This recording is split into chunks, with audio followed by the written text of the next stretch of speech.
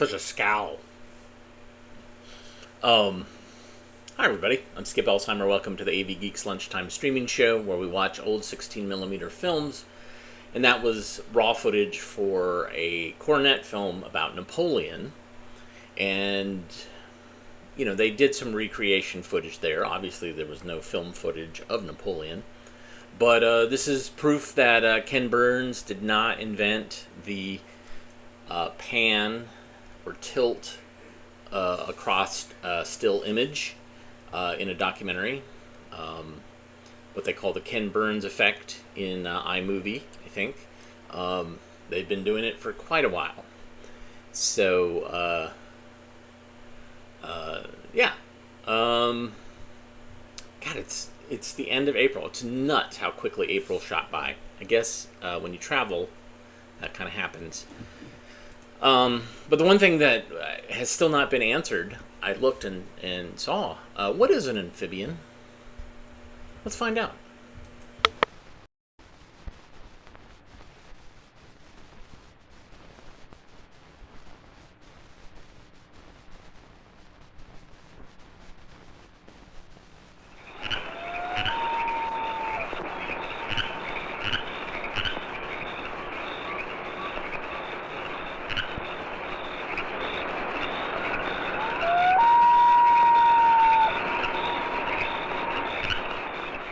Amphibians are the most primitive land animals, a group believed to be the ancestors of all vertebrates that live on land.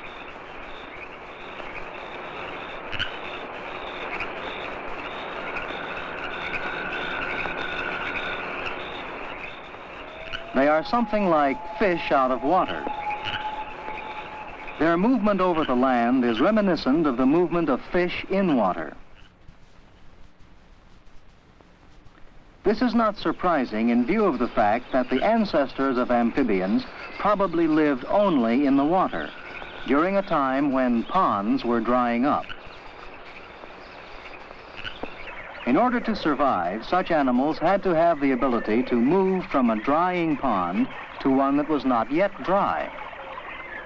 How did animals capable of making such a transition happen to originate?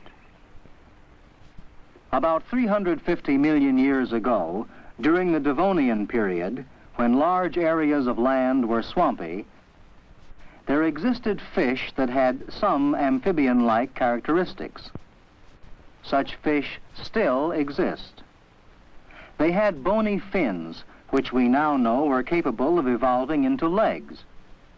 Within each fin were 3 basic bones. The basic bones of such a fin are comparable with leg bones of a primitive amphibian. Other bones of the fin were irregular. We now know they were evolving into toes. As changes occurred, certain lobe-finned fish became modified, became capable of existing on land. They were the first amphibians. Fossil skeletons indicate some of the intermediate steps in the development of amphibians. Although many stages in the transition are unknown, we do know that the skin came to be an accessory breathing organ. Furthermore, improvements occurred in the blood supply system. Amphibians evolved a system that delivered blood from the lungs to the brain, the control center of the body.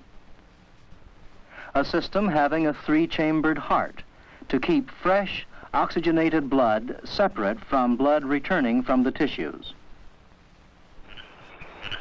Evolution, taking place over millions of years, produced the amphibians found on Earth today, animals that are imperfectly adapted to both land and water. Their limbs, sprawling on both sides, do not succeed in lifting the animal's abdomen from the ground.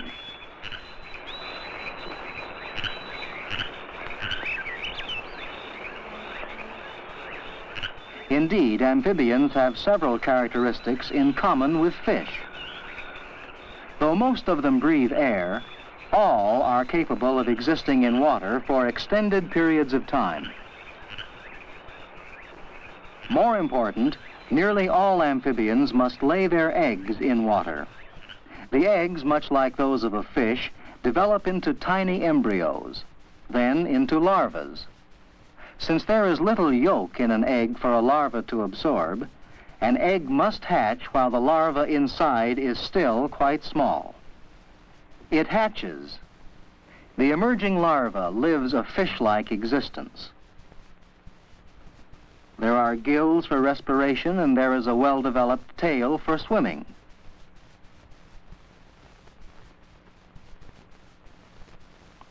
As normal maturation proceeds, gills disappear, and limbs bud out and become functional. Soon the amphibian is nearly mature, ready to live in air. But not all species of amphibians behave in this manner. Some, like the axolotl, never leave the water. Such species fail to mature completely. Their gills never disappear. Their skins never thicken. And their limbs never become well developed for land locomotion. As they grow, they merely become old larvae, having gills and capable of reproducing. Experimentation reveals a clue as to why the gills of some amphibians do not disappear. It appears that the thyroid gland plays an important role in maturation. When an old larva is injected with thyroid extract, it begins to mature. In a few days, the gills are absorbed into the body.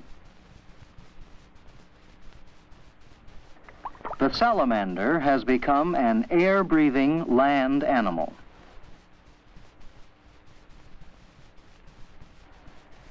Amphibians are found in and near almost all the fresh waters on Earth.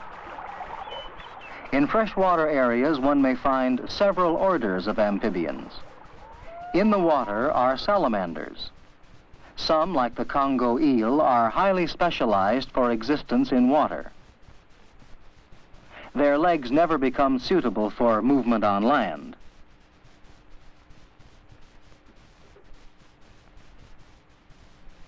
Others, like the triturus, are not so highly specialized. When mature, they are able to move onto land. There, they spend most of their lives in damp places.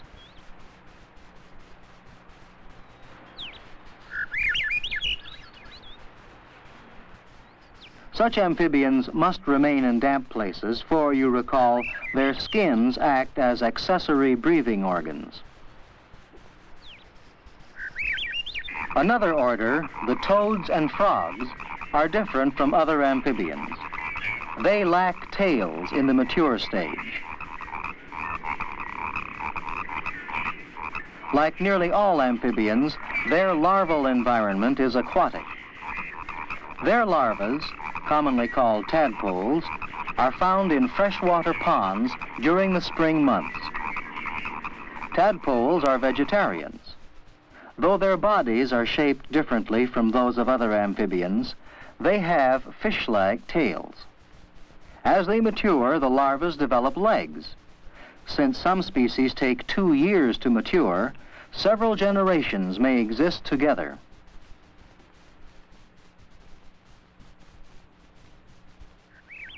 Mature frogs are capable of quick hopping movement, though their sprawling amphibian legs make plop landings inevitable.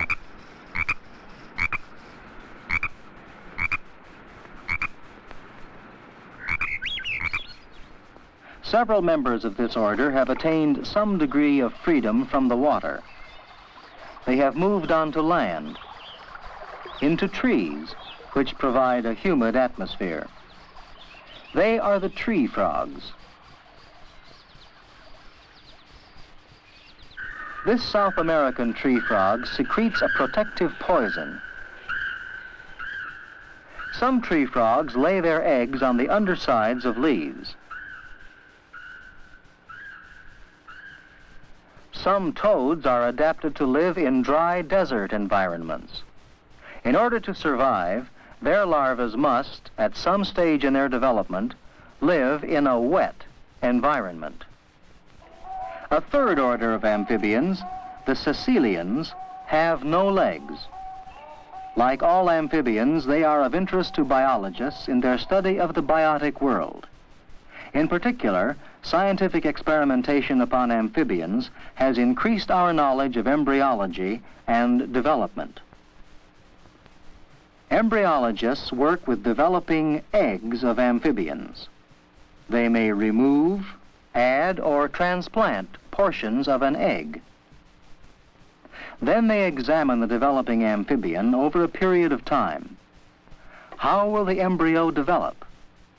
Will it mature? How will it differ from the norm? Such experiments give us important information about the process of animal development, as well as about the biology of amphibians, animals that are something like fish out of water, the lowest vertebrate animals that have adapted to life on land.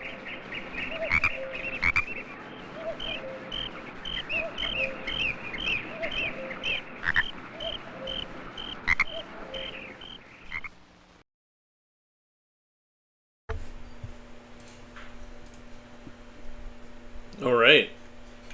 Pretty great. So behind me, I have a... hold on, let me nudge this. There we go. Behind me, I have a film scanner, and I have a film set up on it. And so let's watch it. The Promise. It's not The Promise, that Pillsbury slideshow that I showed. This is something else. Enjoy.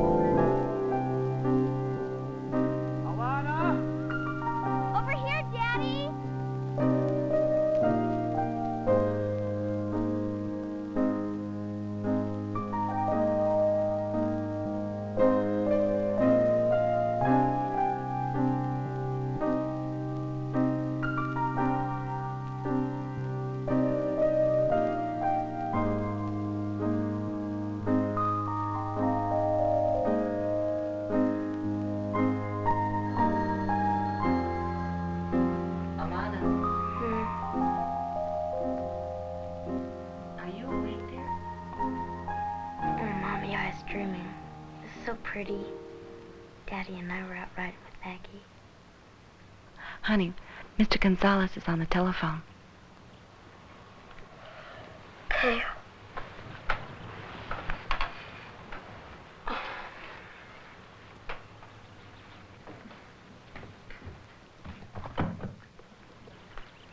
Hi, Mr. Gonzalez.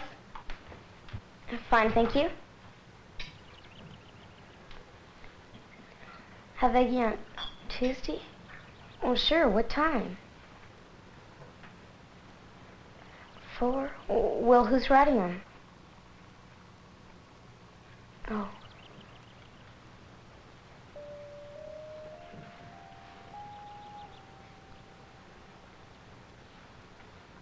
Okay. Goodbye.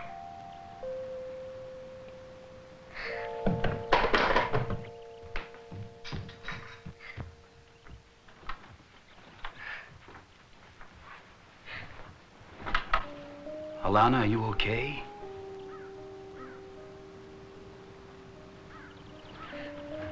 What's wrong, dear?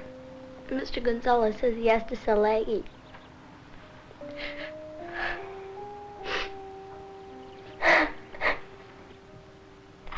Oh, Daddy, I don't want to be taken away from me. Alana, honey, listen. Aggie's not yours.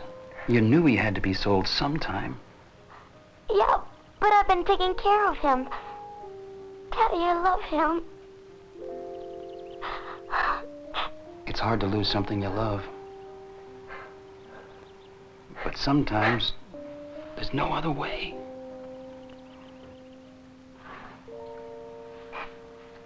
Honey, maybe it's time for someone else to love him. Hey, tell you what. How about if you and I go for a ride tomorrow?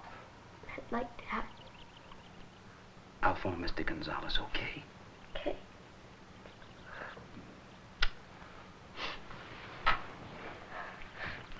Mom.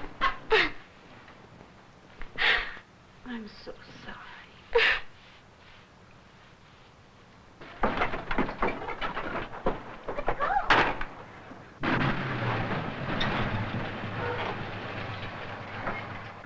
Hey, Brian. Hi, Ted. Hi, Alana. Alana and I were just going riding. Hey, how are Lois and the kids? Oh, it's a long, sad story. I'm a little mixed up about it. You think I could talk to you for a while? It's serious. Maybe we go for a drive. Honey, do you mind if we put off our ride until tomorrow afternoon? Ted looks like he's in real trouble. Yeah, sure. Listen, why don't you just pull back a bit and I'll be right with you. Thanks, Brown. Tomorrow at 4:30, okay?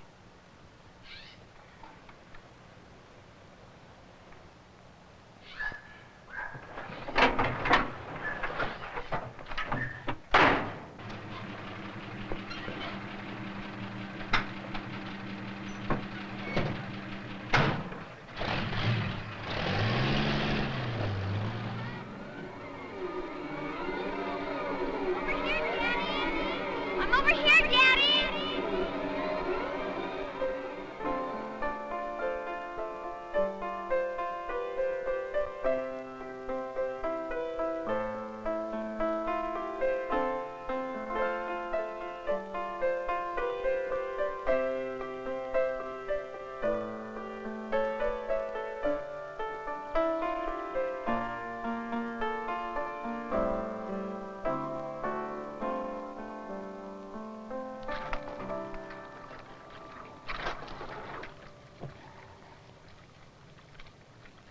Tomorrow at 4:30, okay?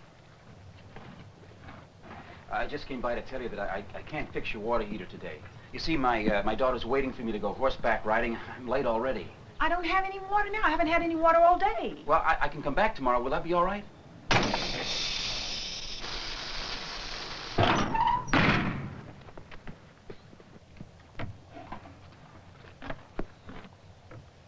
Here you go, babe.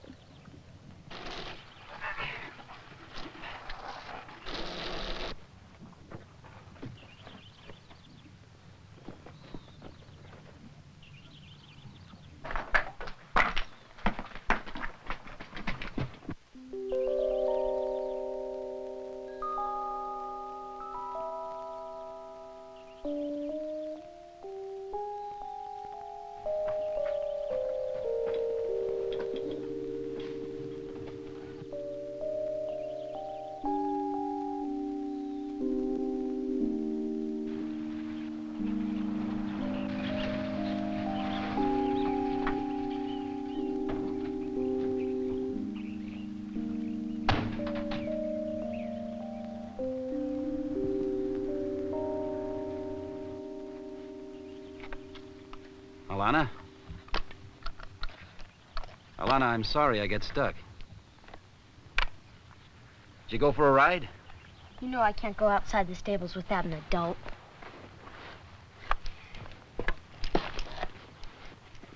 Come on, Aggie. Look, I'll call Mr. Gonzalez again. We can ride tomorrow. Aggie's going away tomorrow. Forever. Look, I'll quit work by 12 o'clock. We can be on the trail by 1. What do you say?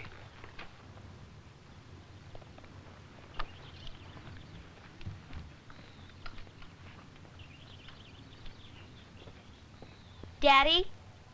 Yes? Promise? Yes, I promise. You know it's getting hard for me to believe you. Oh, Lana. I'm sorry, Daddy, but that's the way I feel.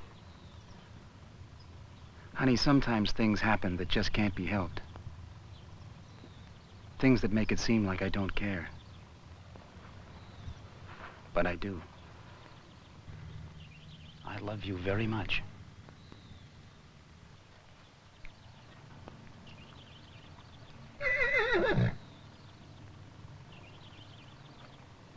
See you tomorrow, Aggie.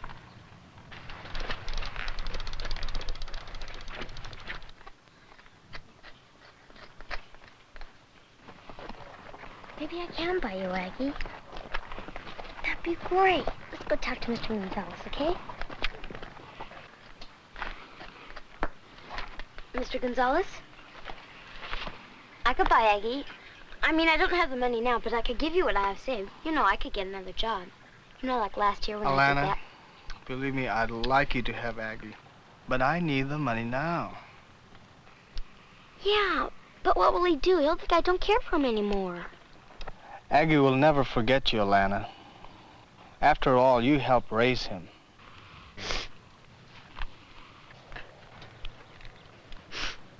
Yeah.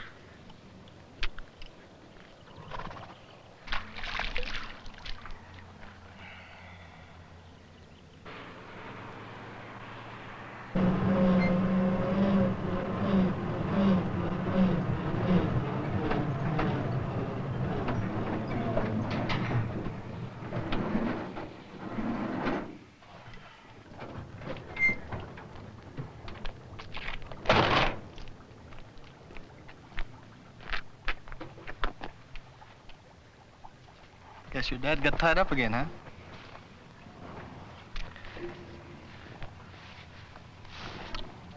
Hey, how about you and I go for a nice quick ride? Thanks, but I'll wait for my dad. Oh, they're here early.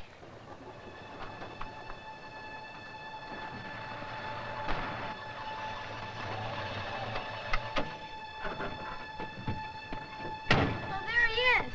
Aggie!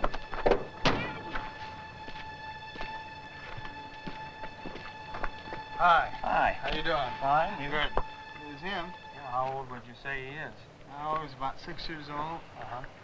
He's got good-looking legs. He is a fairly nice-looking horse. You sure think this is what you want to do, Gene? Mm-hmm. Yes, I promise.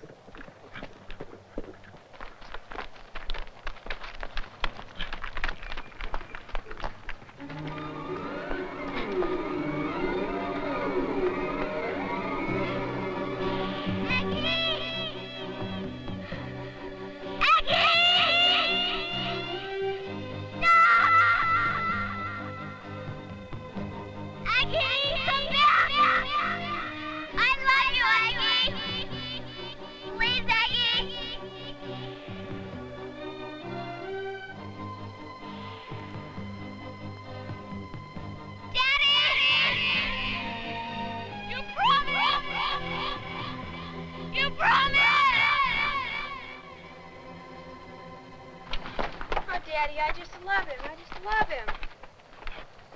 Well, it'll mean a lot of responsibility. You'll have to groom him, and feed him. I promise. Can we take him now? Sure. Well, why don't I turn the car around and we'll load him up. Okay.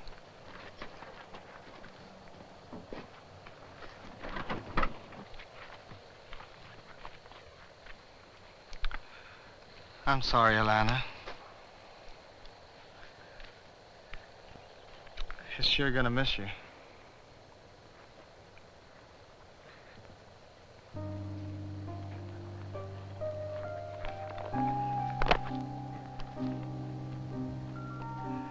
Do you want me to give you a lift back?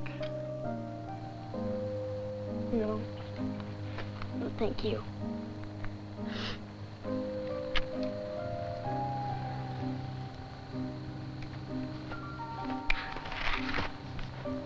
Bye, Aggie. I love you.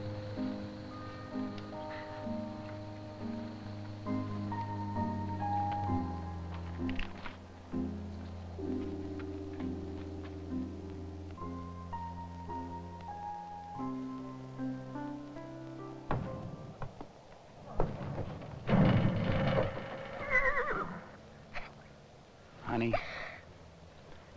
sometimes things happen that just can't be helped. Things that make it seem like I don't care. But I do, Alana. I love you so much.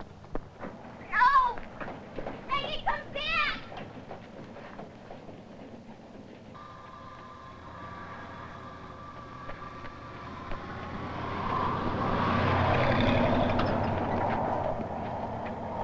Alana?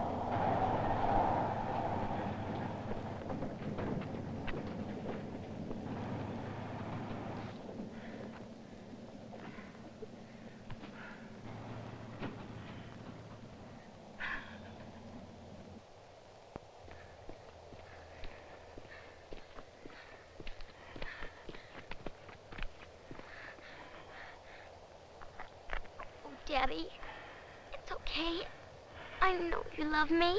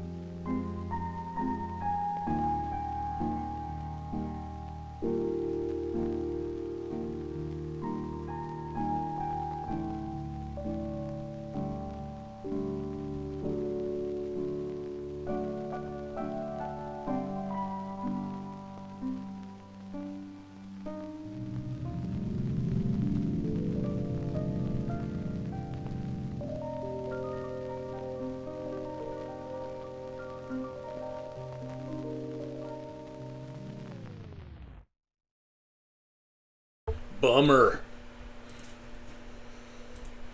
The Bloomin' Human series.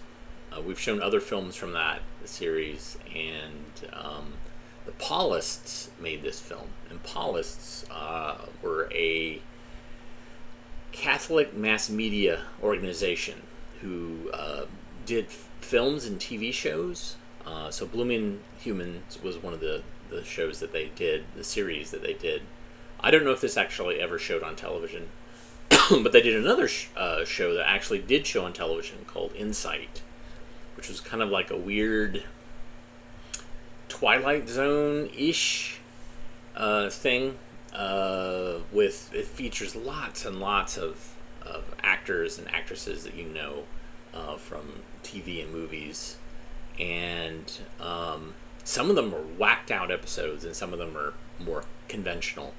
But Bloomin' Human, it's all about kids and disappointments. It's all about, that's all it is. And it doesn't, I don't think it actually ever gets reconciled. Like, it's always, you're left at the end going like, what am I supposed to do? In fact, I think this one has questions. let's see. Yes.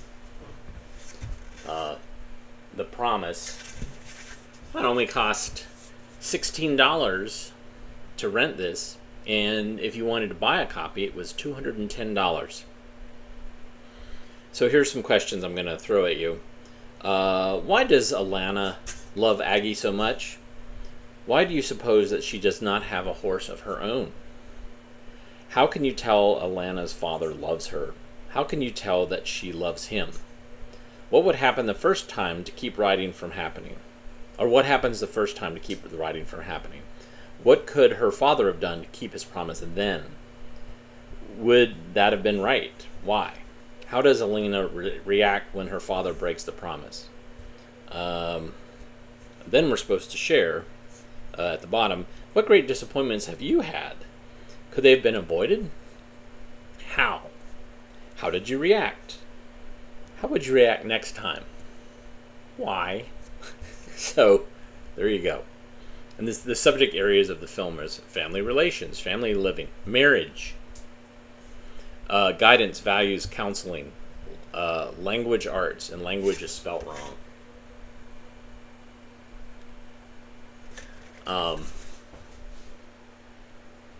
The topic, coping with unavoidable disappointment.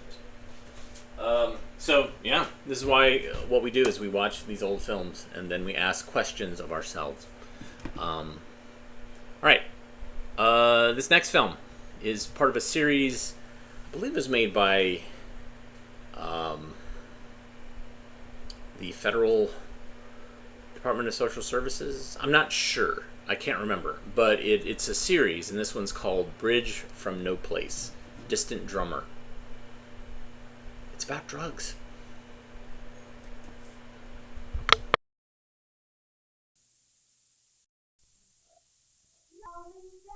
Falling down, climb the bridges, falling down, my fair lady, climb the bridges, falling down. When Peggy and I moved into this house, we thought it was just a normal house where people were using some acid, some grass, maybe some speed. We found out there was a lot of shooting up going on. Some people were using heroin to the point that we couldn't trust each other anymore. The work wasn't getting done. We began to lie to each other. So Peggy and I took a stand against hard narcotics. We called a house meeting. And the house members agreed that we wouldn't have any more heroin or methadone in the house. Yet some people found these two drugs just too groovy to give up, and it sort of destroyed the whole house.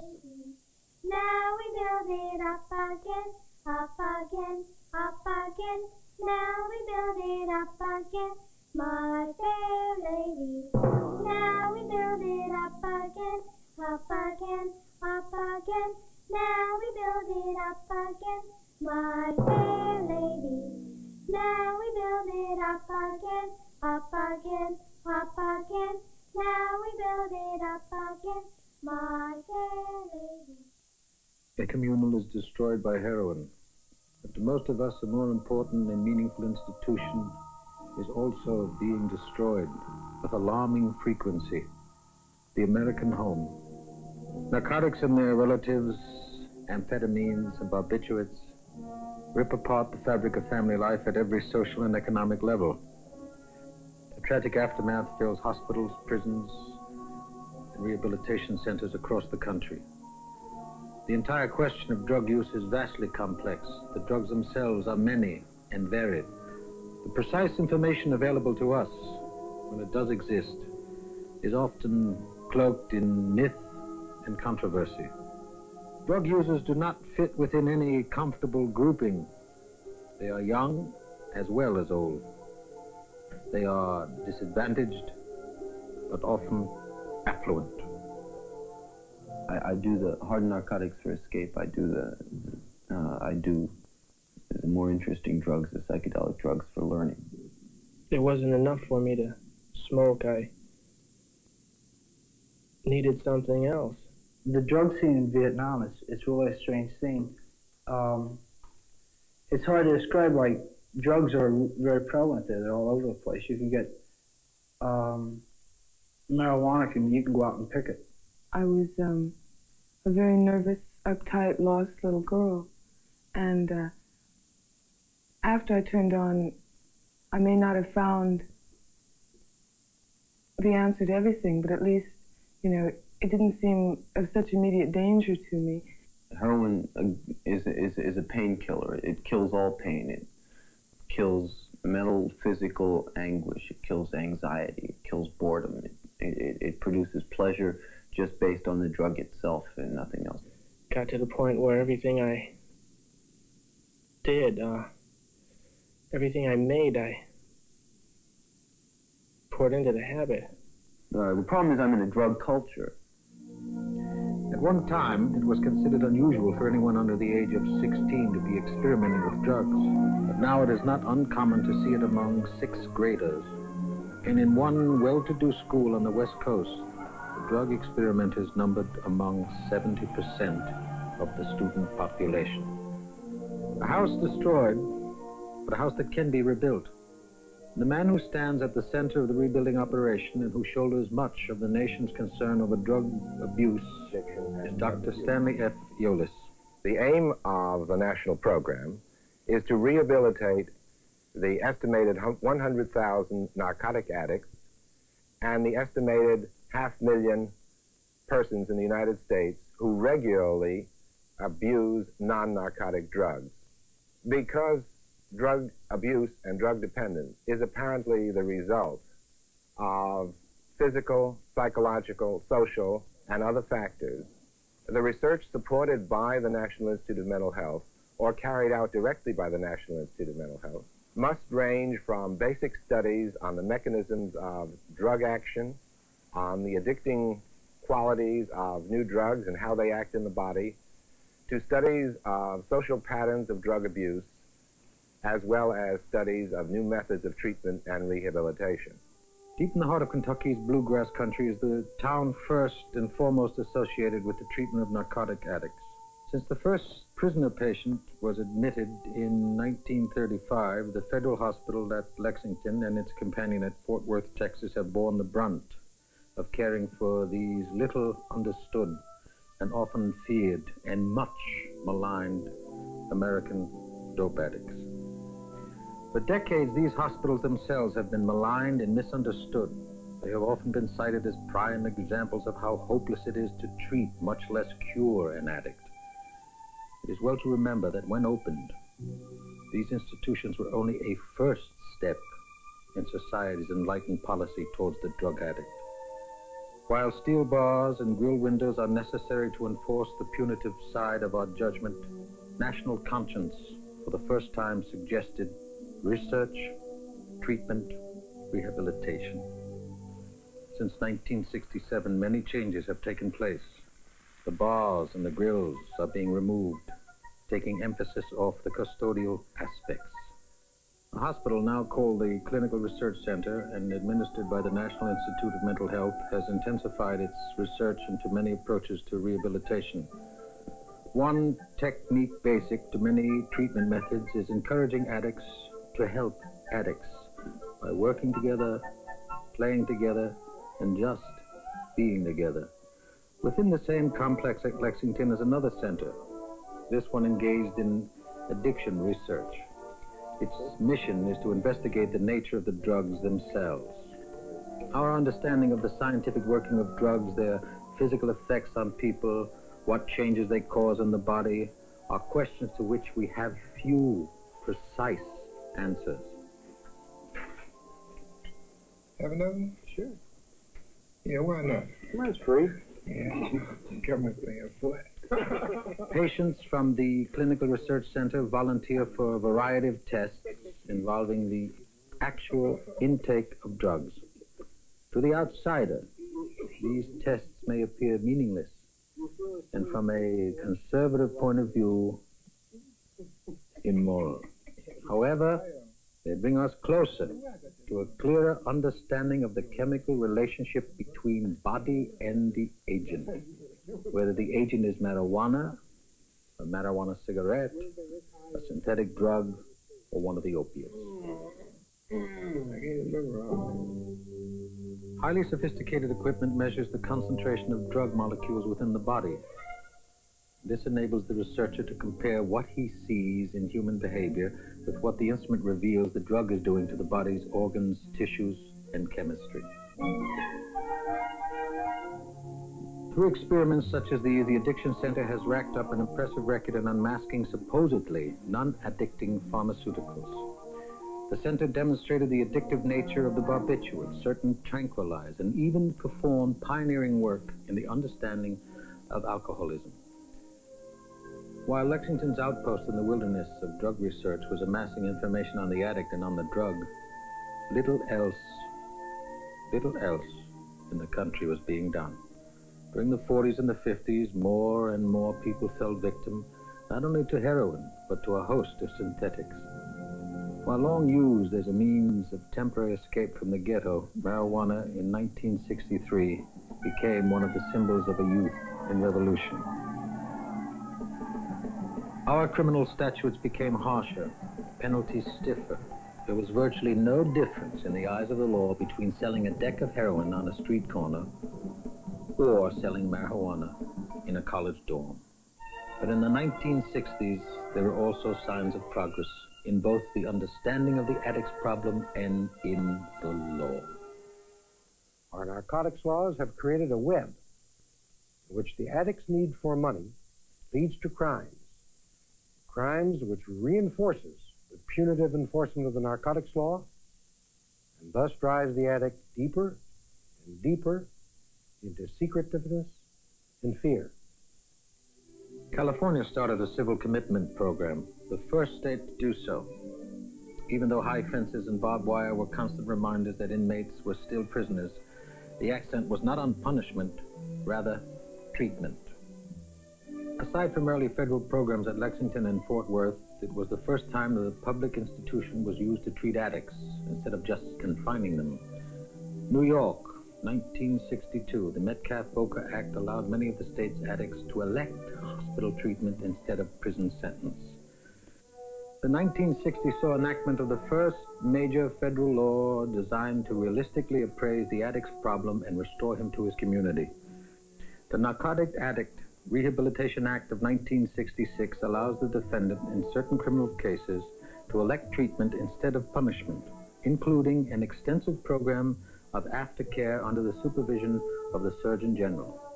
Synonym, first established in Santa Monica, is perhaps the most publicized of the self-help private approaches. Rehabilitated addicts like Don Parker have carried on with the Synonym philosophy in other cities, from California to New York to Chicago, each establishing his own therapeutic community. A residential therapeutic community, if I may explain it for a moment, is a 24-hour-a-day living, working situation in which people go through all kinds of emotional changes. Drug addiction, of course, is not a physical problem, it's an emotional problem, and that's what we approach. In these communities, the addict is first taken off drugs, either cold turkey or by gradual medicated withdrawal. He then starts the long, humbling process of living shoulder to shoulder with other addicts. People who have made it. People who have little sympathy with members who refuse to be honest with themselves. Why don't you be honest with him? You boil and you can't even talk calmly. You explode every time you talk. You're all emotion. And you sit there, you're boiling inside. You've been boiling your whole life. And you sit there and say, other people. You got a cop out. Are you afraid of them? These are the residents of New York's Daytop Village, a private therapeutic community supported by federal, state, and municipal funds.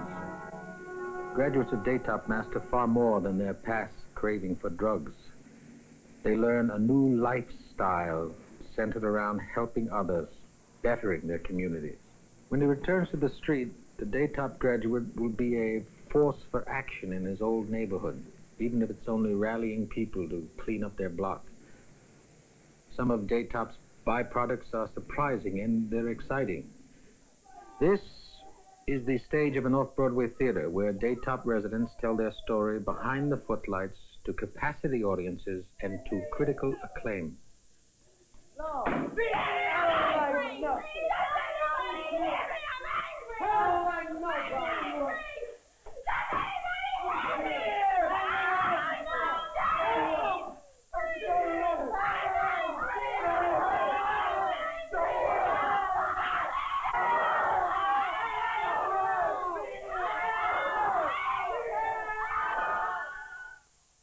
Rehabilitation during 1960 saw a decade of experimentation, trial and error approaches that sought and sometimes found cures through group therapy, through computers, and through the test tube.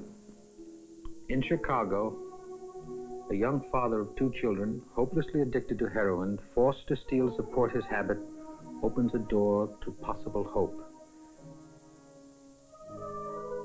This is the methadone maintenance approach. Still in the experimental stage, methadone, a synthetic opiate, is administered in fruit juice as a substitute for heroin and at the same time satisfy the junkie's need for drugs. And like heroin, methadone is also addictive, but spares the user the harmful effects. The program's chief sponsor is Dr. Vincent Dole at New York's Rockefeller University.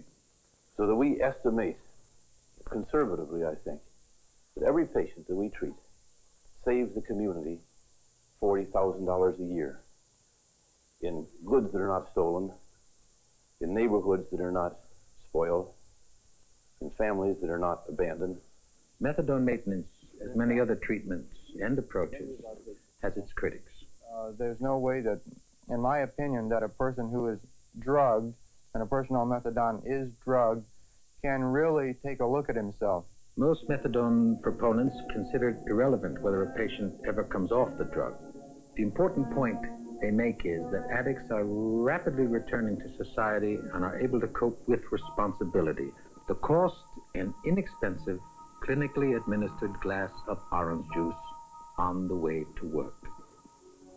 Another chemical approach to keeping an addict off hard drugs is cyclazozine. Cyclazozine is a narcotic antagonist, blocking the effects of heroin as it tries to act upon the central nervous system. There are other approaches.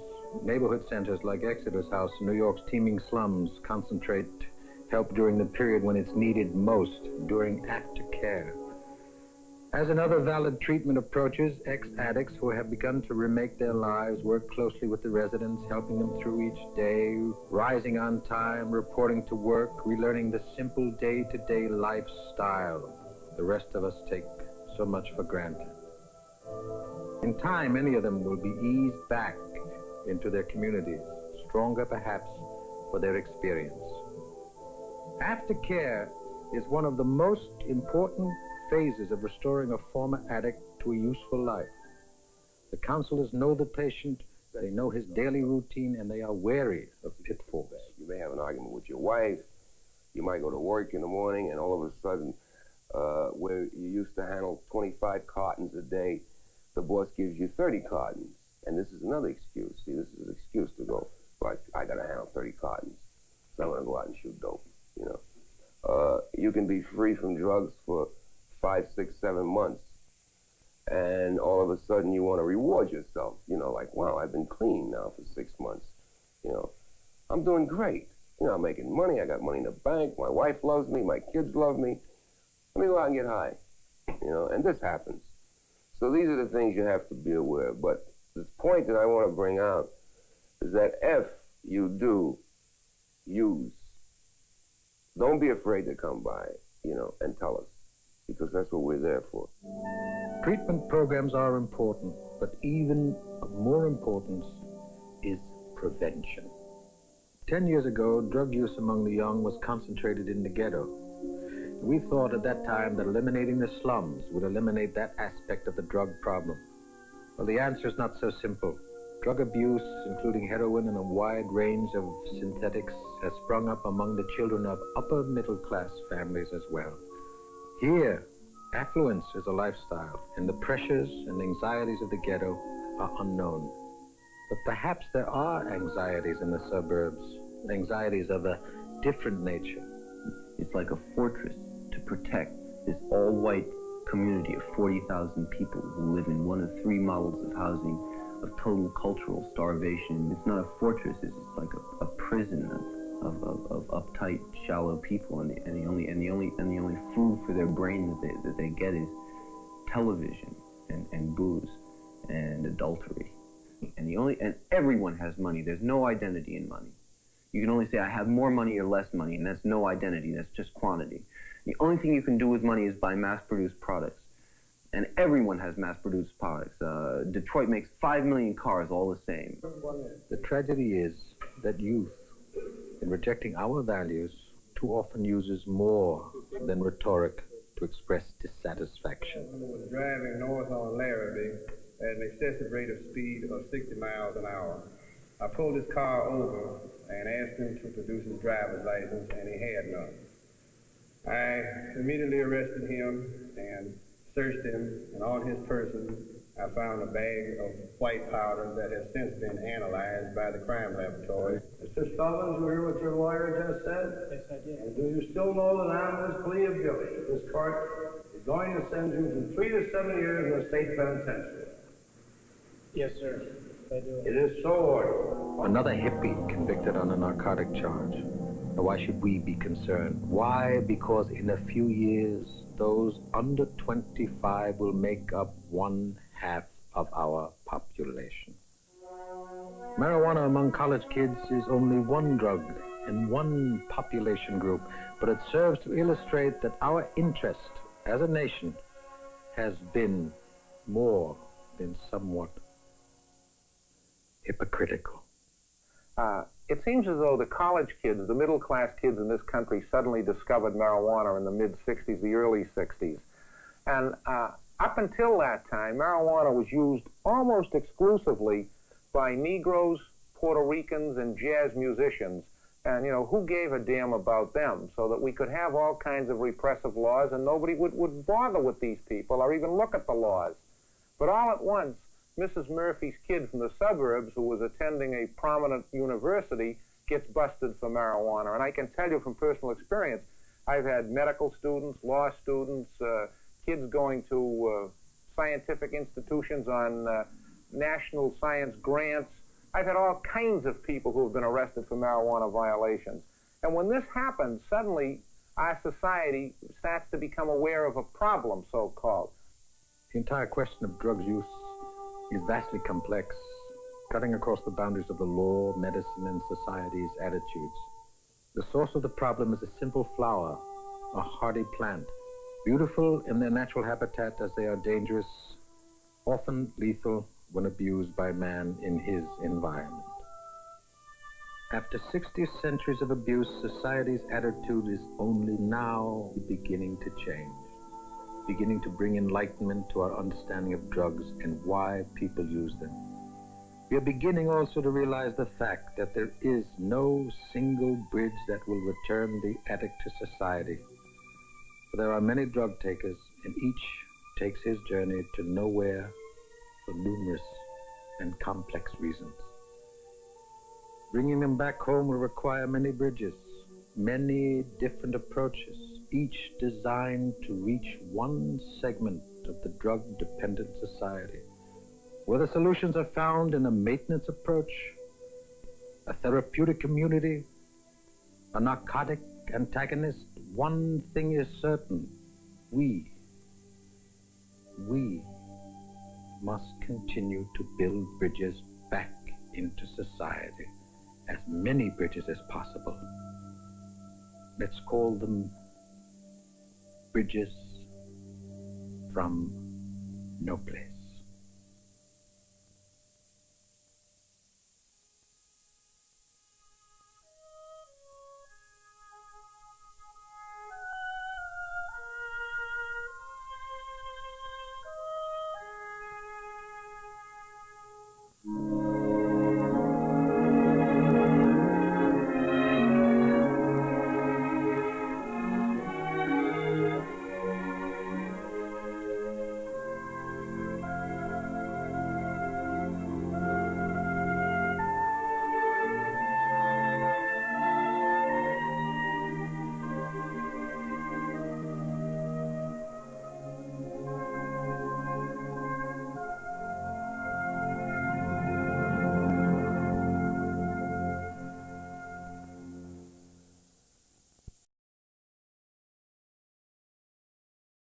It was NIM that distributed them, like National Institutes of Mental Health, NIM. There was some injecting stuff in animals, none of them injecting into rats, of course, But Rod Steiger. I was like, man, that voice sounds so familiar. I could not figure out who that was. And so there you go. Rod Steiger. Thanks for tuning in today. Very much appreciate your eyeballs. We say farewell to April, and tomorrow is May. And yeah, if you like what you saw, what you can do is hit the thumbs up or the like or subscribe. You can also tell other people about what we're doing and what we're watching, and come back tomorrow. You can also donate financially by using the Super Thanks button. That's one way to support us. You can also go to ko-fi.com/avgeeks or patreon.com/avgeeks. That money will be spent on hard drives. Lots of hard drives. We have close to a petabyte of hard drives storage that we use. We don't really use cloud storage because it's expensive and takes a long time to upload. It takes a long time to download. So we do that for specific things, but not in general. In general, what we have are discs. So yeah, your money will go to that, or to coffee, or to storage unit rentals, any of those things. But your support is appreciated, even if you're just watching. We like that. So everybody have a great rest of your day, and we will see you tomorrow on Wednesday. I should say, a week from now at the Alamo Drafthouse, I'll be doing a show called When Puppets Go Bad. We'll be showing live 16mm film, and I believe there's some seats left. So if you're in the Raleigh or the Triangle area, go to Alamo Drafthouse Raleigh and look next Tuesday and buy some tickets, and I'll see you. I'll say hi. Otherwise, I will say hi to you tomorrow. Everybody take care. We'll see you soon. Bye.